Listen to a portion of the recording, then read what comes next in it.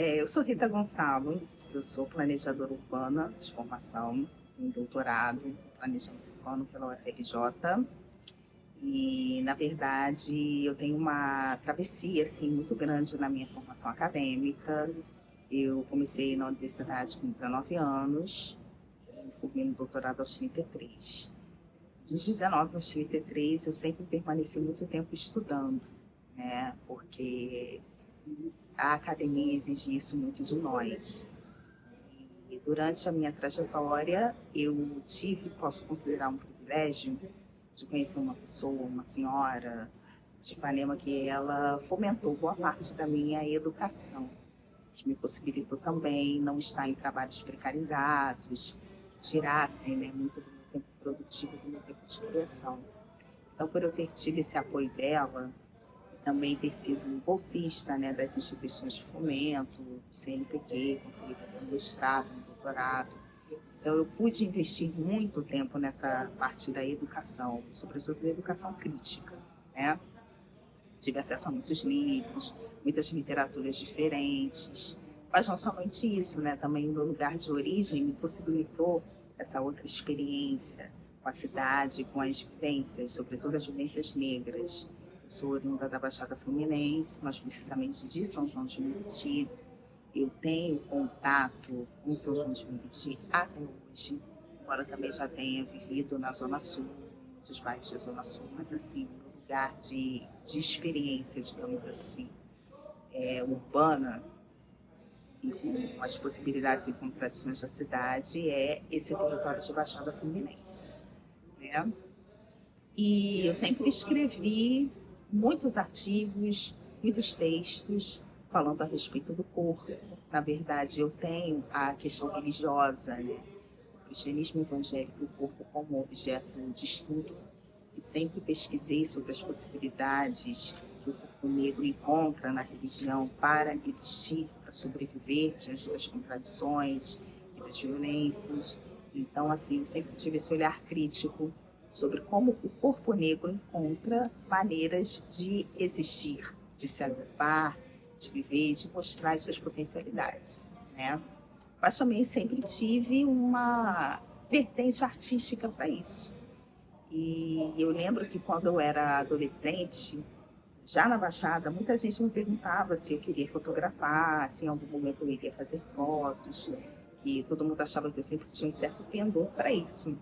E aconteceu uma oportunidade já, mais na fase adulta, de eu ser convidada por um fotógrafo de mulheres, chamado Felipe Campos, para fazer um ensaio artístico com ele, porque ele estava pretendendo diversificar o seu portfólio, né? Era um período anterior à pandemia, e ele já trabalhava muito fotografando meninas, mulheres, essa parte sensual, erótica, né? Mostrando o seu prazer, a sua autoafirmação, mas ele tinha poucas modelos negras. Então foi aí que a gente se aproximou e eu fiz um primeiro ensaio para ele, para estar em Santa Teresa. Foi um ensaio muito bonito. Levei um tempo para começar a divulgá-lo, a postar, mas quando eu comecei a postar esse ensaio na internet, Instagram, Facebook, as pessoas começaram a elogiar muito, mas muito mesmo, de forma assim, muito intensa, e eu percebi que isso era uma demanda social, né? As pessoas perceberem, verem mulheres negras, sobretudo mulheres que elas conhecem, né, da sua proximidade, nesse lugar da beleza, não somente no lugar da exaustão. E aí também gostaria de citar muito as contribuições de literaturas, né, interseccionais, o feminismo negro radical, que também abriram muito a minha mente para isso, né? E pensando a nossa realidade brasileira, foi aí que eu comecei a conjugar essa parte da literatura interseccional, da literatura do planejamento com o meu trabalho artístico, porque a gente observa muito na cidade, no nosso trânsito cotidiano, mulheres negras com aspectos de exaustão, do cansaço, essa estética do cansaço que prevalece. Você entra no ônibus, quando você entra no metrô, quando você está caminhando na rua. E para mim era muito importante mostrar essa mulher negra num outro lugar, no lugar da beleza, no lugar do prazer, especialmente. E aí, por isso, eu comecei a investir mais intensamente nessa arte erótica. Comecei também a vender conteúdos e a partir de todos esses trânsitos experimentais, chego em 2024 no Galpão Bela Maré, né? O Galpão Bela Maré lançou um edital de formação de curadoria anticolonial. Era uma formação, inclusive, financiada pela Funarte. Eles tinham como proposta formar somente mulheres negras, mulheres trans, pessoas surdas, ou seja, corpos dissidentes. São esses corpos que não aparecem, né, na cena artística contemporânea. E esse curso assim, foi muito potente para mim, porque ele foi um divisor de águas no meu trabalho artístico. Foi quando eu tive contato não só com essa vertente mais crítica da arte, mas, sobretudo, com a responsabilidade que nós, curadores, temos em construir novas visualidades sobre os corpos negros. Então, é nesse momento em que nasce o projeto Boniteza Negra como experiência em processo. Eu gostaria que você, se puder, entrar um pouco mais nessa questão já da curadoria da Boniteza Negra, tá? Da exposição. Da exposição, vou botar minhas observações. Ó. Como a fotografia se torna uma ferramenta de ativismo e de autoafirmação, né, que eu percebi circulando aqui. As pessoas retratadas são pessoas que, em sua grande maioria, provavelmente não haviam feito algum ensaio desse gênero, e percebo também que, através da curadoria, da sua curadoria, né, da seleção, de você ter pesquisado, você está falando de uma pluralidade que vai além somente do corpo negro, como você falou anteriormente, castigado, tudo mais isso. Tem a afirmação, tem a luta, tem a dança, tem tudo mais. Essa curadoria ela se torna um fator determinante para mostrar a pluralidade que a arte provoca, quebrando preconceitos corporais, estéticos, que é muito massacrado, principalmente pelas mídias, propaganda, moda, que exploram apenas o corpo da mulher negra, mas de uma forma impositiva, que taxa, que não é de autoafirmação, é mais excludente do que inclusivo, né? Aí, se você puder, como que você percebe isso nessa sua busca da curadoria? Perfeito. No nosso curso de formação de curadores, a gente tem como projeto final, trabalho final, exercício curatorial, que é a construção do texto. Nesse exercício da construção do texto, foi o primeiro contato assim, prático que eu tive com o exercício curatorial. Porque é quando a gente precisa delinear um objeto, né, poucas linhas, não pode ser muitas linhas, e apresentar de uma forma assim, muito clara o conceito daquilo que a gente quer abordar. É muito diferente, por exemplo, do texto acadêmico, em que você pode ser prolixo, e que você pode se debruçar sobre diversas páginas. No texto curatorial, não. A gente precisa ser conciso e, ao mesmo tempo, enfático sobre o objeto artístico. Então, fizemos esse trabalho e ficamos com esse desafio de começar a conceber uma expografia curatorial. Eu tinha me recordado de um livro que eu tive contato, que era o livro do Paulo Freire, que se chama A Palavra Boniteza na Experiência de Mundo, na Linguagem de Mundo, do Paulo Freire. Então, a minha mostra fotográfica, a minha curadoria, ela nasce a partir do contato com esse texto do Paulo Freire, da perspectiva de educação emancipadora, onde ele está fazendo a distinção, não necessariamente um dualismo, mas, na verdade, trazendo a radicalidade daquilo que a gente entende por beleza. Quando Paulo Freire, ele que gostava muito de inventar palavras, quando ele chamava a sua companheira, a sua esposa, de minha boniteza, e também observando todas as práticas sociais que havia na sua luta social por melhor educação, melhor dignidade, tudo isso ele intitulava como boniteza. E boniteza, no conceito freiriano, é exatamente isso, é a dignidade existencial. Ele está trazendo a radicalidade das coisas boas que precisam ser desfrutadas na nossa vida e chamando isso de boniteza. Então, eu trouxe de empréstimo esse conceito freiriano para pensar a boniteza negra, para além dessa beleza do corpo. Então, boniteza é a beleza da vivência da mulher preta que transcende o corpo dela. É onde ela pode experimentar e desfrutar dessas dignidades existenciais em diferentes âmbitos. Então, por isso que na mostra a gente trouxe exemplos de boniteza negra em diferentes lutas. Então, tem fotografia, por exemplo, de mulheres que estão reivindicando a sua moradia, os seus assentamentos, o seu trabalho. Temos fotografias de mulheres que são do universo do samba, do carnaval, cuja existência dessa cultura está muito atrelada à vida delas, ao trabalho delas, né, e a toda essa força feminina que move o carnaval. A gente tem também fotografias de artistas que fazem performances, reivindicando uma atenção mais apurada, dedicada a essa beleza do corpo negro em si, que não é uma estética branca, que não é uma estética eurocentrada, acho que é uma estética única e exclusiva nossa.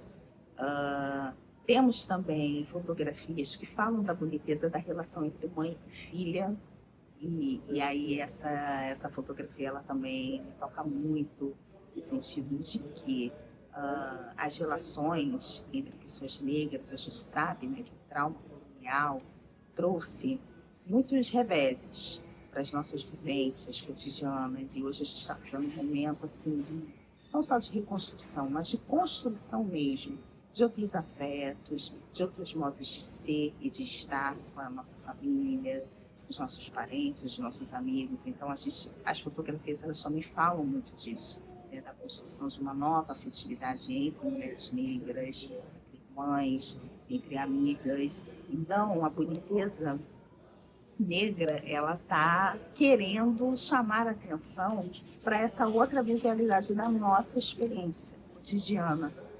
Todos os dias a gente pode estar construindo bonitezas. Isso é uma coisa muito importante que eu acho que a mostra fotográfica ela retrata bem. Ela consegue dialogar bem com esse trânsito, né? com esses espaços. E a gente aqui não está trazendo somente mulheres bonitas, que também se autoafirmam na sua beleza, mas que também reivindicam boniteza, ou seja, dignidade existencial para a sua vida, né? Para a sua existência, para a sua experiência. Eu acho que isso é uma coisa muito importante da gente pontuar, que a experiência feminina negra ela é diferente das outras experiências de mulheres. Porque mulher não é uma categoria universal. As mulheres elas não são iguais, a gente não tem como ponderar que a experiência de uma mulher branca vai ser a mesma que de uma mulher negra, que de uma mulher trans, de uma mulher indígena. Então, quando a gente está fazendo esse recorte, a boniteza negra como experiência e processo, nós estamos falando disso, esse diálogo que as mulheres negras estão construindo, estão pensando, performando, para chamar a atenção às outras instâncias das suas vivências, mas, sobretudo, entendendo que isso são processos em construção, ou seja, eles não estão separados desses avanços civilizatórios que a gente precisa conquistar junto em sociedade. Entende? Aproveitando esse gancho, tem uma obra que você fez a curadoria e chamou bastante atenção, que é a da violência obstétrica. Se você puder falar um pouco mais sobre isso e da importância da escolha dessa foto, que além da estética dela, ela é uma foto muito de um ativismo e de uma mudança de mutilações, que é o corpo da mulher que nutre a vida. Se você puder falar um pouco mais sobre especificamente essa obra. Claro, claro. Então, a fotografia que mostra a dignidade da maternidade, né, do nascimento para a mulher negra, é uma imagem feita pela fotógrafa Maíra Matos, e a modelo da foto, essa mãe, se chama Paulinara, que é também uma doula. Essa fotografia, eu conheci ela através de um projeto chamado Cifrar Parteria, que foi também uma instituição apoiadora da Mostra do Boniteza Negra. É uma instituição voltada especificamente para partos humanizados de mulheres, e que realiza muitos partos humanizados também de mulheres negras. A própria Paulinara, que é a modelo da foto, ela é moradora também da Baixada Fluminense, e é uma figura assim, muito importante nessa militância do parto humanizado em mulheres negras. E essa foto ela também foi escolhida por ser muito representativa disso que a gente quer contestar, né? Chamar a atenção, no sentido de que, estatisticamente, está comprovado, dados do IBGE, dados de maternidades públicas, se formos consultar, as mulheres negras, elas não apenas sofrem com essa menor analgesia de parto, como também elas percorrem uma distância muito maior até conseguir um parto decente, um parto digno. E isso por diferentes circunstâncias, né? Porque muitas vezes estão em territórios combalidos, ou porque não conseguem acessar um pré-natal adequado. E aí, no evento aqui que fizemos de inauguração da mostra, tivemos médicas negras que explicaram isso muito bem para os espectadores, para as pessoas que estavam assistindo, porque a questão da acessibilidade ao parto humanizado, ao pré-natal, não depende apenas de ter uma unidade de saúde da família próximo do território, mas depende também de uma rede, né, de pessoas que possam acompanhar essa mulher, que possam nutrir ela no seu carinho, no seu cuidado. Depende de dinheiro para se locomover. Então, é uma série de fatores que atravessam a vivência da maternidade feminina, né? E isso aí acaba gerando vários reveses, tendo também algumas consequências deletérias. E uma dessas consequências deletérias é a mulher não ter a oportunidade, o privilégio de escolher onde ela vai com o seu filho, de que maneira que ela pode ter essa criança. E o resultado disso é que muitas crianças realmente acabam nascendo sem a devida humanização e dignidade. Então, essa foto da Paulinara, e é uma foto muito bonita também, ela quer mostrar, quer falar não só da boniteza que há em as mulheres negras terem pré-natais dignos, partos dignos, mas, sobretudo, a boniteza que é uma criança negra vir ao mundo de forma humanizada, de forma digna, atenciosa. Então, a gente também buscou falar desse tema, mostrar a importância da humanização dos partos das mulheres negras, porque isso chama atenção também para a característica da pessoa, né? Como nós estamos olhando e reivindicando essa boniteza de olhar para a mulher negra enquanto pessoa, enquanto indivíduo. Vou fazer uma pergunta agora que envolve o que você falou do olhar eurocêntrico da cultura. Inclusive no Brasil, isso é muito nítido. Como você, através da curadoria da boniteza negra, você consegue explorar super bem essa questão do quebrar esse olhar eurocêntrico da cultura e assumir o protagonismo brasileiro das mulheres negras, principalmente. Perfeito. Acredito que eu também tive uma contribuição muito grande dos artistas visuais que participam da mostra, né? Porque todos eles e elas são pessoas muito engajadas nesse olhar crítico, né? Então, nesse sentido, eu acredito que a gente teve um processo assim, de muita colaboração. Eu passava para eles o briefing. Primeiro, eu preciso ressaltar a importância, né, de um grupo artístico daqui do Rio de Janeiro muito interessante, chamado Showroom. É um coletivo de artistas que tem aqui na Glória, e a gente se conheceu por meio de uma aula, um masterclass, que o artista Amilcar Packer trouxe para nós, falando exatamente sobre radicalidade da experiência na obra de arte. Como que a gente produz uma obra de arte contra-colonial, como é que a gente dialoga sobre isso no campo artístico. Esses artistas foram muito importantes porque foram eles que me indicaram os artistas visuais com os quais eu pude dialogar. Então, isso já foi, né, um passo além na minha curadoria, muito bacana, porque eu consegui convergir esses olhares.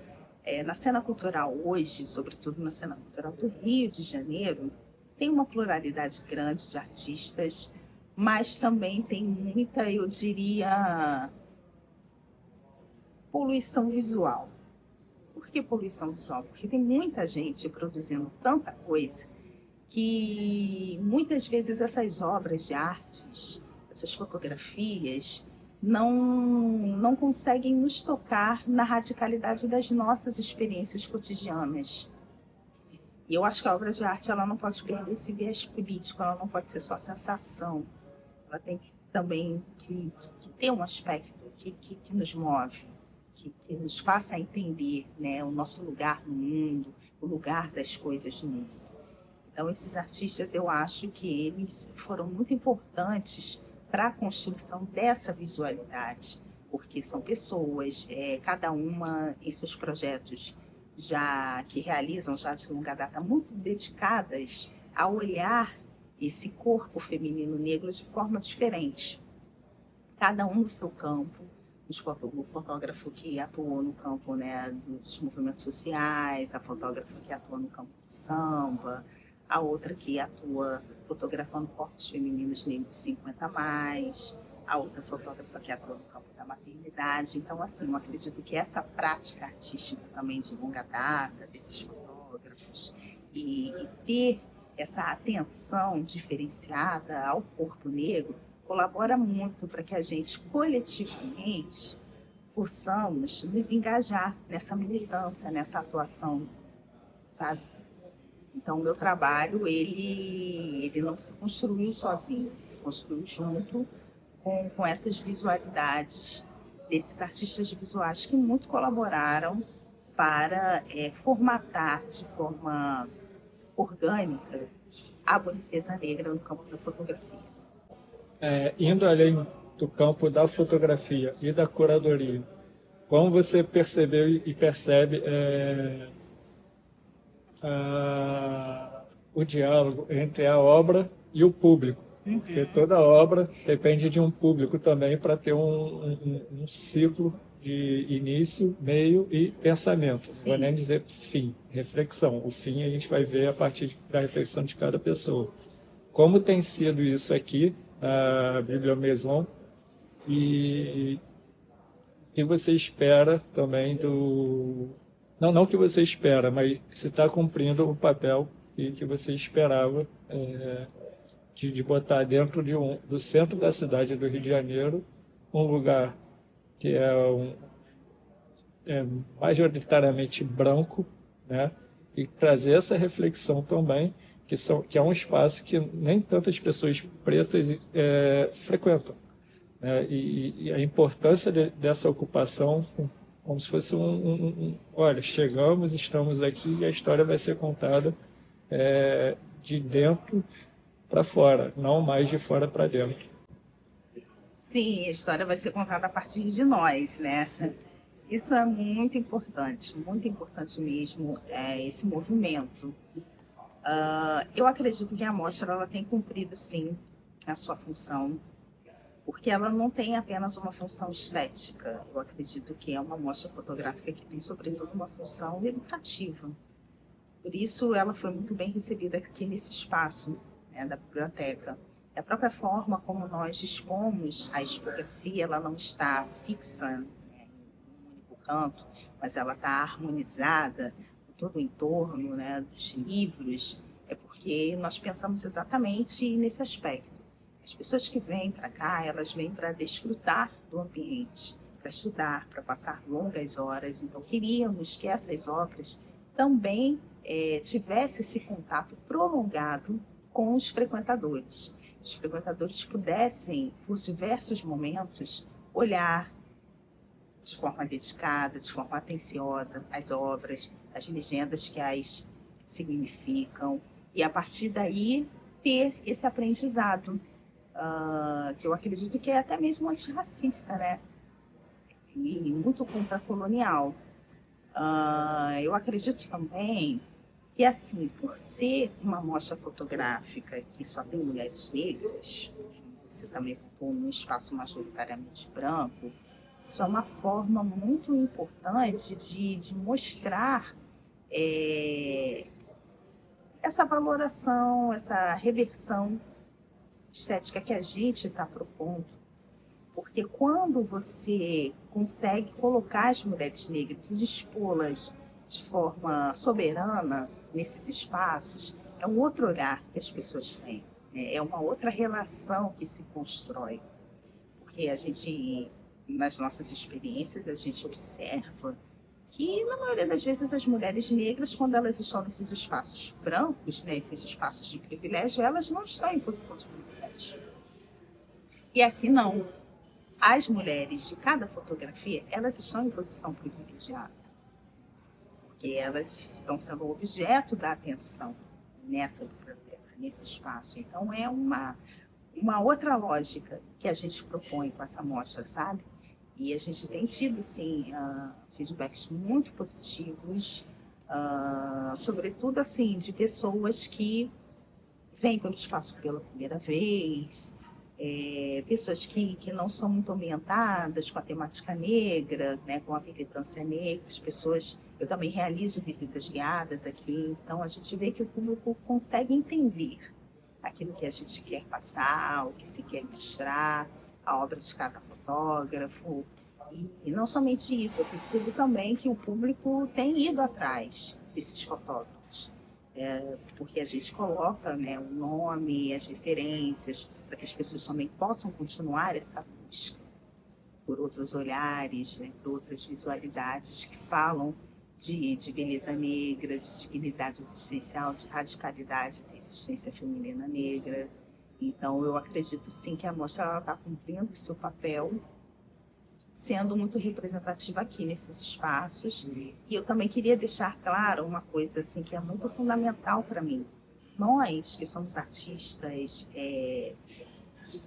de periferia, mas é uma periferia que também está produzindo seu centro estético, visual, dialógico, eu acho que é muito importante a gente estar, sim, ocupando outros espaços para fora da periferia. Temos lá o nosso público, pessoas com quem a gente cria sociabilidades, força, né? Mas eu acho que muito da prática antirracista é você exatamente estar nesses outros espaços de privilégio, fazer com que essa prática educativa antirracista alcance eles. E se a gente não se mover para fora do nosso território, eu acho que a gente não consegue transcender essa militância. Então, eu acredito muito nessa força de você promover a educação antirracista nos espaços de privilégio, fazer com que as pessoas brancas sim, tenham contato constante, frequente, contínuo com obras de artistas pretos, artistas negras, porque é assim que a gente consegue promover transformações. As transformações, elas sempre começam no campo das ideias. Então, a fotografia aqui, ela está atuando de uma forma muito interessante e potente nisso, porque ela ajuda a reverter essas ideias, essas visualidades mentais que foram construídas sobre a mulher negra ao longo dos anos. E essa quebra de paradigma está sendo aqui promovida pela gente na Mostra Boniteza Negra. Aproveitando essa fala super importante, gostaria que você falasse um pouco dos rumos do Boniteza Negra, porque você pretende ocupar mais espaços. Sim. Se você puder falar um pouco sobre isso também, que ela, no dia 20 de fevereiro, se encerra aqui, porém ela não se encerra por completo, ela vai ter novos ciclos em outros lugares. Se você puder falar um pouco sobre esses novos lugares de ocupação onde você pretende chegar. Isso, exatamente. O seu trabalho e o trabalho também, não só dos que já expuseram aqui, e que você citou que soma forças com os outros artistas também que queiram participar. Né? Correto. Eu acredito que o Boniteza Negra se tornou assim, um projeto que ele precisa ser expandido para outros lugares. Como eu mesmo pontuei, mais do que uma mostra fotográfica, isso aqui é uma prática antirracista, na qual as imagens elas funcionam como ferramentas educativas de promoção da valorização do corpo feminino negro, em todas as suas instâncias. Então, a gente está pensando em ocupar outros espaços de parceiros franceses, né, que são parceiros do Consulado da França, como também participar de outros editais de ocupação, né, seja aqui no Rio, seja na Baixada, em Niterói, ou até em outros estados e cidades. Porque o que acontece? O conceito da Mostra Boniteza Negra ele precisa circular e ele precisa também se aprofundar em outras dinâmicas. Então, fica aqui também aberto o convite, né, para outros artistas, mulheres, homens, pessoas trans também, que estão pensando essa radicalidade da nossa experiência e queira colaborar com o projeto Boniteza Negra com uma imagem. Não precisa ser uma imagem inédita, pode ser uma imagem que já tenha sido trabalhada em outros espaços, mas que agrega esse conceito da mostra, né? Vai ser muito importante da gente estar ampliando esse conjunto formativo, digamos assim, de imagens, para poder ir criando cada vez mais uma curadoria mais dedicada, mais interessada em falar da boniteza negra sob múltiplos aspectos. Então, sim, dia 20 de fevereiro agora se encerra a mostra aqui nesse espaço da Capela Horizon, mas nós vamos continuar prosseguindo esse trabalho em outros espaços artísticos do Rio de Janeiro, né?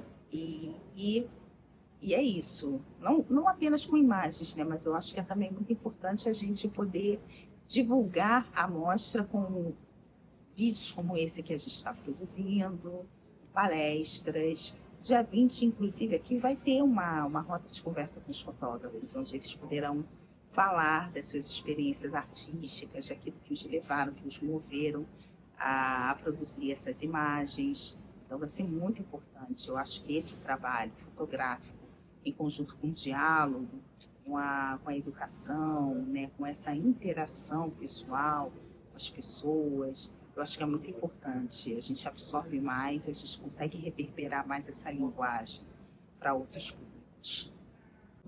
No momento, aqui na Bíblia Maison, a exposição Boniteza Negra ela se mostra num espaço físico, onde necessita que haja deslocamento da pessoa, venha até o local, tudo mais. Isso muitas vezes é um empecilho pelo horário de funcionamento da biblioteca, que é um horário onde muitas pessoas estão no seu trabalho, não conseguem ir, mas gostariam de vir.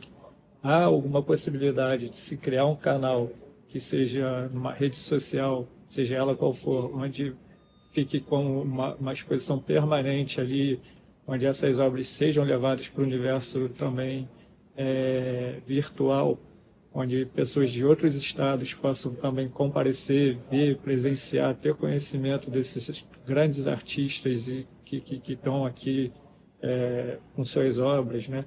Vai ter algum tipo de curadoria também digital, onde pessoas, por exemplo, do Maranhão, do Acre, do Pará, que têm suas bonitezas negras e querem falar, e isso pode se tornar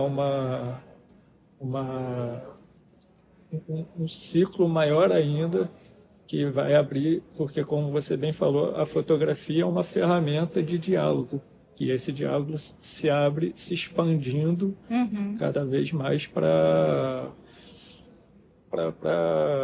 fazer um ativismo, uma luta contra um sistema já, sabe, que a gente conhece racista, um sistema que possa abrir cada vez mais portas para autores, autoras, curadores, curadoras, que não estão no centro, como sempre foram, mas estão se capacitando cada vez mais, buscando esse conhecimento, e tem muito a dizer e muito a acrescentar e somar. Projeto muito ambicioso, né? Uma iniciativa ambiciosa. Eu acho essa ideia fenomenal, mas para construir dessa maneira, desse formato, a gente precisaria de mais orçamento, de investimento nisso. Porque não apenas por precisar criar um ambiente virtual, mas, sobretudo, eu acho que remunerar devidamente o artista que cede a sua imagem para compor esse acervo, né? Eu acho que é sobretudo por isso. Mas, claro, é uma possibilidade que ela não está descartada. Eu acredito que também, na medida que eu vá me apropriando melhor dos editais de fomento, conseguindo captar mais apoiadores, mais investidores. Isso sim pode se transformar em algo muito maior, que seja mais acessível, né, para múltiplos públicos.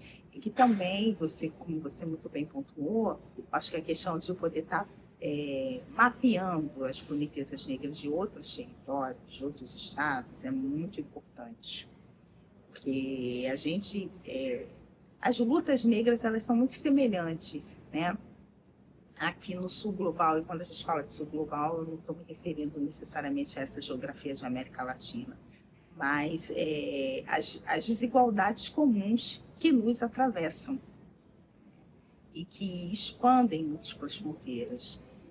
Mas, sobretudo, pensar também como as artistas negras, os artistas negros estão conseguindo subverter essas lógicas e construir as suas próprias bonitezas, né? Construir as suas possibilidades de existência.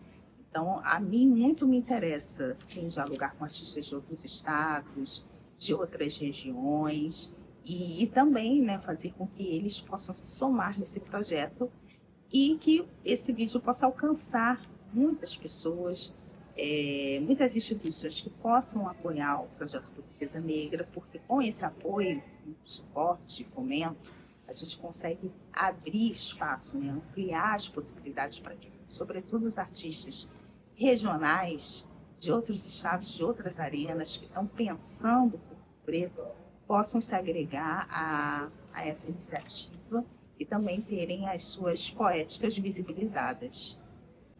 Legal, Rita. E como você, Rita, como um projeto curatorial que você fez, se sente ao decorrer de meses que essa exposição permaneceu aqui, na Bíblia Maison, como você se sente esse espaço de realização profissional também, de muita luta, muita dedicação, muito estudo, né, que você fala que investe desde a sua adolescência, a importância de ser dentro de uma biblioteca também, que é um centro de estudos, tá, que é aberta, pública, Claro. né, para as pessoas pesquisarem.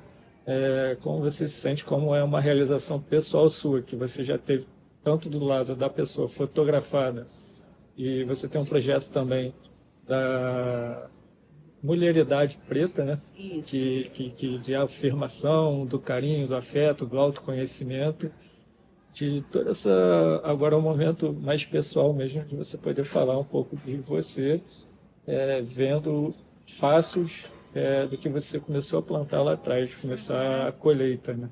Claro, claro. Olha, esse momento inicial do Boniteza Negra, do Mulheridade Preta, né? O Boniteza Negra é uma extensão do meu projeto individual, Mulheridade Preta. Eu sinto, não apenas realizada, mas, sobretudo, eu sinto que eu consegui mostrar que o meu projeto, que as minhas ideias sempre tiveram fundamento. Porque isso eu não falei no início aqui da nossa conversa, né? Mas por uma certa ala de artistas, ou até mesmo de colegas da periferia, havia uma certa descrença quando a gente falava de beleza, de erotismo, da afirmação do corpo preto, feminino, sabe? Era como, mais uma vez, né, são resquícios da colonialidade sobre nós, porque a colonialidade ela afetou tanto as nossas mentalidades, os nossos corpos, que é como se a gente não pudesse se exibir, se mostrar, porque sempre viria, né, um rechaço ou uma percepção negativa a respeito de nós. Então, no começo do projeto, eu enfrentei também bastante crítica a respeito disso, mas eu sempre falava que não era assim. Falar de beleza negra, feminina, que você se autoafirmar, que você investir tempo nisso, e é uma coisa que não é só eu que falo, a Audre Lorde fala muito, né, que é uma teórica afrofeminista negra, ela sempre falava que o erótico é um poder, e é um poder que se canaliza para outras esferas da vida cotidiana da mulher. É fundamental você investir nisso, né? E olha aqui onde eu estou, né? De tanto ter investido nessa autoafirmação, eu pude me formar curadora, pude construir uma exposição, trazer ela aqui para um espaço super importante, no centro do Rio de Janeiro, e fazer valer esse diálogo, esse discurso. Então, eu me sinto muito realizada, porque a mostra aconteceu, porque ela vai ter continuidade, mas sobretudo porque eu consegui, através do trabalho e através da articulação com o pensamento teórico, fazer com que as pessoas entendessem que você falar de corpo feminino negro, falar do nosso poder erótico, falar das nossas reivindicações existenciais é algo que tem fundamento. Porque a colonialidade, ela travou muito isso em nós. É como se a gente não pudesse reivindicar, como se a gente não pudesse discutir, falar, trazer visualidades, entendeu? E se exibir. Porque as pessoas começam a tergiversar para outros significados, e não é isso, sabe? Então, você está tendo essa abertura, esse momento de fala aqui com você, um momento expográfico, a possibilidade de expor. Nós ficamos aqui 3 meses, entendeu? Com essas imagens, as pessoas tendo contato constante com esses diálogos. Isso é muito importante, né? Um momento assim de muita conquista para mim, enquanto curadora, para os artistas visuais que tiveram essa possibilidade de ter suas obras por um bom tempo sendo exibidas aqui. E, sobretudo, acho que para a militância negra, para a luta antirracista, entendeu? É a possibilidade da gente poder se afirmar onde quisermos, né? Sem que a colonialidade, sem que o pensamento branco imponha sobre nós aquilo que nós devemos falar, aquilo que nós devemos discutir ou não, sabe? Então, isso é um momento assim, de muita autonomia. Eu acho que a gente precisa aproveitar esse momento, né, da nossa autonomia artística, estética, curatorial, para nós falarmos a partir de nós, a partir das nossas vivências, dos nossos corpos, do nosso pensamento, da nossa experiência. Então, é um viva muito grande. Não só a mostra, não só a formação obtida por mim, mas, sobretudo, a nossa autonomia. Acho que essa é a maior conquista. Deixa eu fazer uma abordagem mais pessoal, assim, que eu vi. Que você falou sobre essa troca entre você e os artistas visuais, isso. E como que eles entenderam o projeto e chegaram na escolha dessa obra. Eu não tive a oportunidade de conversar com eles em si. Eu sei que vai ter, se você puder frisar isso, vai ter na quinta-feira. Sim, isso. Mas para quem não puder vir e tal, falar um pouco de como que você conversou com cada um deles e como eles falaram: Rita, essa aqui é a obra que eu quero que seja representada. Como foi esse processo de... Sim, então, com alguns artistas visuais, eu mesma fui diretamente no portfólio público que a pessoa tinha, ou no Behance, que é uma plataforma de artes visuais, é um site muito bacana, super recomendo para quem atua com artes visuais, buscar artistas no Behance ou então criar os seus portfólios no Behance, porque ali é uma rede de interação muito bacana. Então, alguns artistas eu busquei a obra diretamente no Behance e falei, eu gostaria que essa obra participasse do projeto. E já com outros artistas, nós começamos a interagir por e-mail, né, fazendo um convite formal por e-mail, no qual eu redigi o briefing do projeto, explicava o que era o conceito de boniteza, né, na literatura freiriana, como que isso conjugava com as expectativas que eu tinha para falar do corpo negro, né, e o que esse artista poderia trazer de contribuição no campo da boniteza negra, aí juntando essas duas questões, a vivência feminina negra com o conceito de boniteza do Paulo Freire. E eu proponho ao artista, o que você tem para mostrar que faça o espectador entender sobre a dignidade existencial da mulher negra. Tipo de fotografia dela que você pode trazer, mas que transcenda a questão da beleza pura e simplesmente, né? E aí esses artistas foram trazendo algumas imagens para que a gente pudesse escolher. Outros artistas trouxeram várias imagens, muitas mesmo, então isso ampliou o espectro de possibilidades para que esse artista também participasse com mais espaço, diria, né, na mostra. Porque já são pessoas que já estão há muitos anos nessa militância, já tem um acervo maior, então foram pessoas que doaram mais obras para participarem do projeto Boniteza Negra, entendeu? Agora, uma coisa, não sei se você vai cortar depois, né? Mas eu preciso falar. Isso é importante dizer. Na Mostra Boniteza Negra, nem todo artista visual que participa é negro. Tem mulheres negras e tem pessoas não negras também. Isso é uma coisa que eu preciso deixar claro, né? O quanto que a gente precisa investir em mais políticas públicas para que artistas negros tenham mais tempo para se dedicar às suas obras. Né? Porque a questão da pobreza de tempo, ela impacta muito também na nossa produção, no nosso trabalho. Então, eu não tive condições, digamos assim, de ter contato com artistas negros que pudessem estar trazendo um volume grande assim, de obras que a gente pudesse fazer uma triagem, entendeu? Até porque esse artista também é muito impactado por isso, né? Por essas múltiplas questões que atravessam a todos nós, no excesso de trabalho, e muitas vezes a pessoa tem que se dedicar a outras coisas e não poder se dedicar com afinco àquele olhar crítico sobre o objeto negro, sobre o corpo preto. Então, no processo de curadoria, a gente também passou por isso, entendeu? De receber obras de artistas que estão muito envolvidos nessa profusão de sentidos, de linguagem, muita coisa e tudo ao mesmo tempo, e a gente não consegue olhar com essa diferença sobre a obra de arte, né? Mas no processo, enfim, no geral, acho que nós fomos muito exitosos, porque conseguimos fazer com que as obras em si, elas conversassem umas com as outras. Né? Então, na triagem final, no volume final que a gente chegou, né, de 15 fotografias, a gente conseguiu fazer que todas essas obras dialogassem umas com as outras nesse aspecto. Essa palavra você me falou, só que eu não sei muito bem. Deixa eu ver. Maiêutica, que é aquele exercício de você pensar, de ruminar excessivamente sobre um tema. Você quer que eu fale um pouco sobre isso? Gostaria, porque você, dentro daquelas questões que você abordou, tem essa, a gente não abordou isso. Sim, uma coisa muito curiosa é o seguinte, tem muito curador artístico hoje que não necessariamente passou por um curso de curadoria, mas que tem um acúmulo, né, um background de saberes e de contatos com múltiplas obras de arte, e isso o confere, né, o exercício curatorial.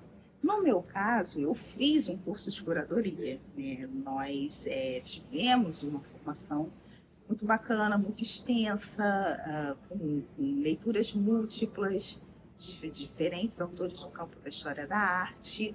E uma das coisas que foi muito importante nesse aprendizado foi que entender que para você construir uma curadoria artística, a gente precisa conceber um conceito, germinar, né? Como se fosse uma gestação.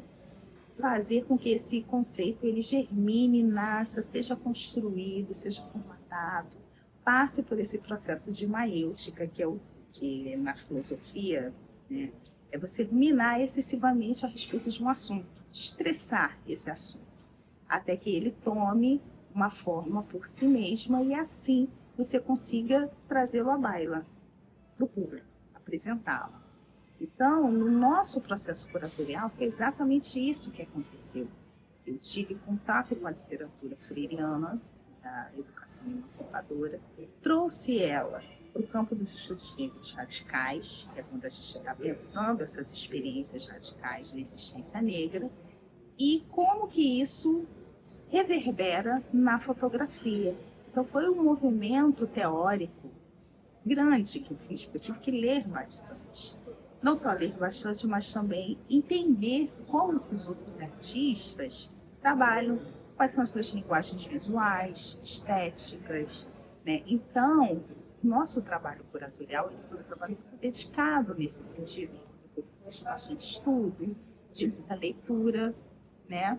E eu acho que isso é muito importante, porque acredita muito a obra de arte negra, entendeu? Esse fazer negro. Porque não é uma coisa assim muito da sensação né? Muito do momento.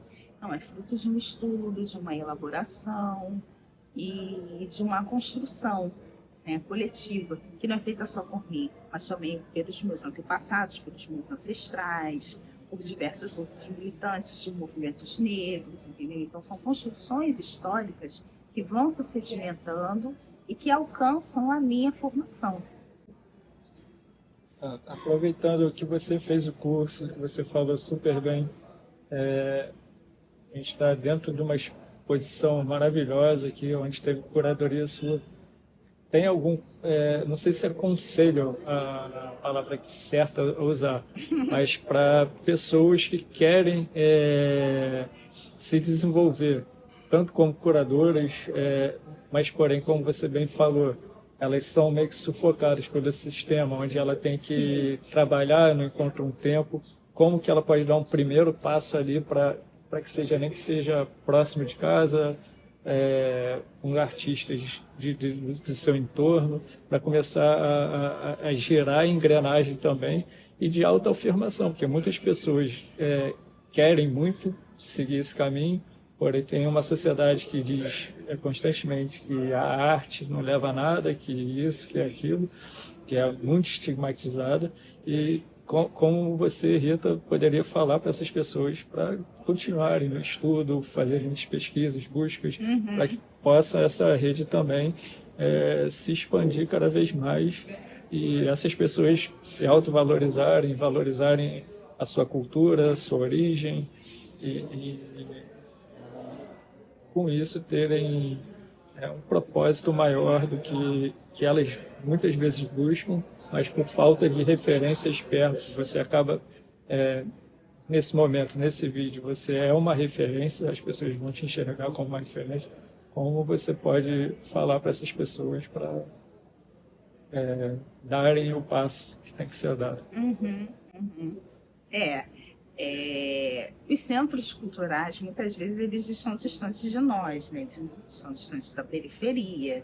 Se bem que hoje em dia temos, né, lunas culturais, algumas outras iniciativas da prefeitura que ajudam mais nesse processo, mas ainda assim, os espaços tradicionais ainda estão muito pelo centro, zona sul. Então, quem está na periferia, quem está na zona oeste, não consegue ter esse tempo para poder transitar pelos museus e ter acesso a essas literaturas e tudo mais. Mas um exercício muito basilar, que eu super indico para todo mundo que quer se lançar na prática curatorial, é o se permitir ver.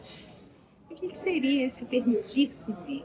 Simplesmente, no seu espaço, do seu bairro, nas suas relações cotidianas, prestar atenção naquilo que acontece. Né? Não apenas estar metido nas atividades e tudo mais. Se permitir esse tempo calmo, sereno e tranquilo para você observar como as coisas acontecem na vida cotidiana. Muito da minha prática curatorial ela começou a partir daí. Porque de tanto observar como a vida acontece na Baixada Fluminense, como a vida acontecia na Maré, como a vida acontece com as mulheres, minhas amigas, com as mulheres que eu ouvia conversar no trem, nas viagens vindo para a Zona Sul, no ônibus. Então, muito dessa observação eu fui trazendo para a minha prática curatorial. Então, eu acho que esse é o primeiro exercício que a gente precisa fazer, que o curador tem que fazer, prestar atenção, ouvir, né? Não necessariamente estar sempre falando, colocando a sua voz, o seu ponto de vista, mas prestar atenção naquilo que o outro está transmitindo, naquilo que o outro faz acontecer. Porque isso aí diz muito sobre como as coisas acontecem, como os textos, né, dos autores serão traduzidos para a experiência cotidiana. Isso me ajudou muito quando eu consegui. Na verdade, eu acho que isso facilitou bastante, né? Porque é uma maneira da gente aprender na materialidade o que está nos textos, o que está na teoria. Então, esse permitir-se ver e experimentar essa existência cotidiana de uma forma mais dedicada, de uma forma mais de observador, uma postura observadora mesmo, isso ajuda muito na nossa prática curatorial. Porque a gente também, quando a gente monta uma exposição, a gente precisa fazer com que as pessoas se reconheçam nela, né? Que as pessoas compreendam e entendam. Então, muito do que eu ouvia das mulheres falarem, reivindicação da sua existência, está aqui. Né? Então, são temáticas que eu trouxe, não apenas porque os artistas visuais fazem isso, mas porque eu fui atrás de coisas que as mulheres estão reivindicando no seu dia a dia. E aí trouxe elas para serem abordadas aqui na exposição. Então, para além da leitura, para além da pesquisa na internet, nos museus, nos espaços artísticos, eu acho que uma das práticas, uma das ferramentas mais objetivas e eficazes do curador é exatamente essa, o exercício de ver, de observar, de entender que o mundo hoje está trazendo como temática de discussão e de importância para a vida cotidiana. Maravilha. Para dar um encerramento, eu gostaria de saber se você quer agradecer, fazer alguma menção a alguém, em algum lugar, alguma coisa específica. Sim. São muitas pessoas a agradecer, né? Primeiramente, eu agradeço muito a Bibliomeson por ter aberto esse espaço, né? Ter nos dado a oportunidade de estarmos aqui durante esses 3 meses falando do Boniteza Negra, exibindo as obras dos artistas visuais e trazendo essa mensagem educativa e antirracista através da fotografia. Muito importante a Bibliomeson ter abraçado esse projeto, e eles abraçaram mesmo, assim, com muita força, com muita amistosidade. Isso foi muito importante para mim, enquanto curadora, e, sobretudo, para esse conjunto artístico, né? Porque trouxe uma legitimação do nosso discurso, estar nesse espaço aqui, que é tão importante, né? Tanto na cena cultural quanto na cena educacional. Então, muito obrigada, Bibliomeson, por isso. Quero agradecer também ao Galpão Bela Maré, aos professores formadores, que nos abriram a mente para a importância de estarmos falando de uma arte contracolonial no Rio de Janeiro, no Brasil.